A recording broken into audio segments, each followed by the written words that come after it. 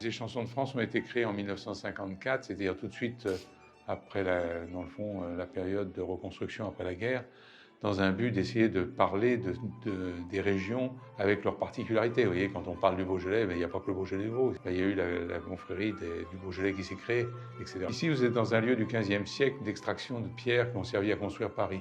Donc ici, vous avez la conservation, à travers le musée du vin, de tous les objets qui, soit dans la culture, soit dans la consommation du vin, nous ont paru être intéressants, hein, comme les tasses de vin, ou au contraire, les serpes ou les petits sécateurs qui servent à tailler le raisin. Donc vous trouvez tous ces objets qu'on a reçus rouillés, bien sûr, qu'on a restaurés et qu'on essaye de garder pour avoir une mémoire. Hein. Donc ça, c'est la partie musée du vin. Point de vue dégustation, ici, quand vous avez fini la visite, on vous propose au moins 3 verres de vin différents, un rouge, un rosé, un blanc, sec ou doux, ça en fait même 4, qui est compris dans la dégustation si vous l'acceptez. Vous pouvez aussi visiter sans vouloir boire de vin. Enfin, en général, ce sont des gens qui sont intéressés par le vin et qui représentent au moins 80% d'étrangers.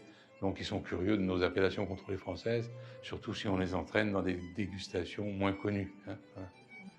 Donc en France, vous avez 136 cépages pour faire les appellations contrôlées françaises, qui sont quand même assez nombreuses, plus de 200. Donc les vins sont présentés un petit peu pour essayer plutôt de vous faire découvrir les vins plus modestes des appellations contrôlées françaises que les grands crus, que d'une part on ne peut plus tellement s'offrir, hein, puisque les bouteilles dépassent plusieurs centaines d'euros et sont réservées quand même à des dégustations un peu privées pour les gens qui ont de gros moyens. Hein. C'est un musée par lui-même a du mal à vivre. Hein. Donc les activités, c'est 10 h le matin, 6 h le soir, ouverture du musée du vin avec une dégustation possible.